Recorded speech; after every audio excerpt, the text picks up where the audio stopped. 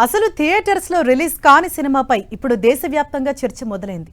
Censor అభ్యంతరాలతో విడుదల ఆగిన Punjab 95 cinema ఓటీటీలో సత్లస్ పేరుతో ఎంట్రీ ఇవ్వగా రెండో రోజే దాన్ని తొలగించేశారు.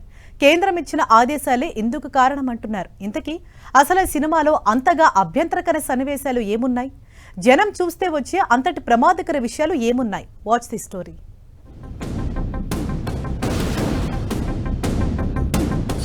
సత్లుజ్ సినిమాపై మరోసారి ఆంక్షలు. ఓటీటీ నుంచి తొలగింపు.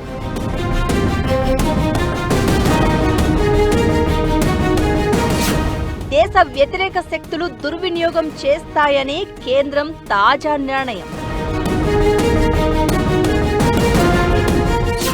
ఇంతకీ సత్లుజ్ లో ఏముంది?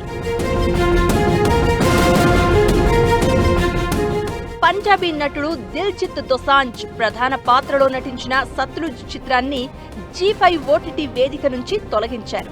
సినిమాలోని కొన్ని సన్నివేశాలను భారత్ వ్యతిరేక శక్తులు దుర్వినియోగం చేసే అవకాశం ఉందన్న ఆందోళనతోనే ఈ నిర్ణయం తీసుకున్నట్లు కేంద్ర ప్రభుత్వ వర్గాలు వెల్లడించాయి. దీనికి ముందు ఈ సినిమా పంజాబ్ 95 పేరుతో రూపొందింది. థియేటర్లలో విడుదలకు అనుమతి రాకపోవడంతో రీసెంట్ గా అంటే జూలై 5ని సత్లుజ్ పేరుతో డైరెక్ట్ గా ఓటీటీలో రిలీజ్ చేశారు. అయితే విడుదలైన మరుసటి రోజే చిత్రాన్ని తొలగించాల్సి వచ్చింది.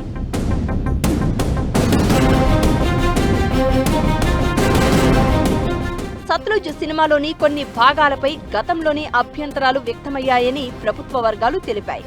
అవే అంశాలు దేశ వ్యతిరేక శక్తులకు ఉపయోగపడే ప్రమాదం ఉందని భావించినట్లు తెలుస్తోంది. ఈ సినిమా కథాంశం పంజాబ్లో ఉగ్రవాదం తీవ్రంగా ఉన్న సమయంలోని పరిస్థితులే ఆధారం. అప్పట్లో పంజాబ్లో మిలిటరీ మోహరించగా ఎన్కౌంటర్లు, మానవ హక్కుల ఉల్లంఘనలు జరిగినట్లు ఆరోపణలు ఉన్నాయి. వాటిని వెలుగులోకి తీసుకువచ్చిన సామాజిక కార్యకర్త జస్వంత్ సింగ్ కల్రా స్టోరీనే ఈ సత్లుజ్ మెయిన్ థీమ్. తాను వెలుగులోకి తీసుకువచ్చిన తర్వాత జస్వంత్ సింగ్ కల్రా ఆచూకీ లేకుండా పోగా అతని క్యారెక్టర్లో దిల్జిత్ దోసాంజ్ నటించారు. తాజా పరిణామంపై అతను చీకటితో యుద్ధం చేస్తున్నట్లుగా ఓ పోస్ట్ పెట్టడం గమనార్హం.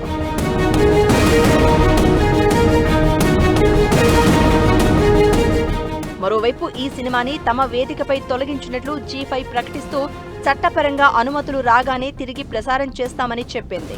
మరోవైపు యూనిట్ కూడా సినిమాపై ఆంక్షలను తొలగించేందుకు వీలైనన్ని ప్రయత్నాలు చేస్తామంది. ఓటీటీ వేదికలపై సినిమాలకు సెన్సార్షిప్ సర్టిఫికేషన్ అవసరం లేకపోవడంతో సినిమా రిలీజ్ కాగా ఇప్పుడు అది కూడా తొలగించడంపై విమర్శలు వస్తున్నాయి.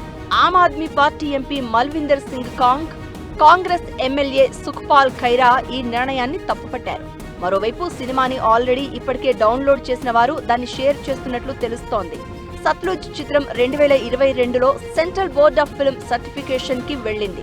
అప్పట్లో 127 కట్లు సూచించారని చిత్ర నిర్మాతలు ప్రకటించారు. ఇక సినిమా విడుదలయ్యే పరిస్థితి లేకపోవడంతో ఓటీటీకి ఇచ్చినట్లు ప్రచారం జరుగుతూ ఉండడం తాజా పరిణామాలతో మరోసారి సత్లుజ్ సినిమాలో ఏముందనే అంశం ఉత్కంఠ రేపుతోంది.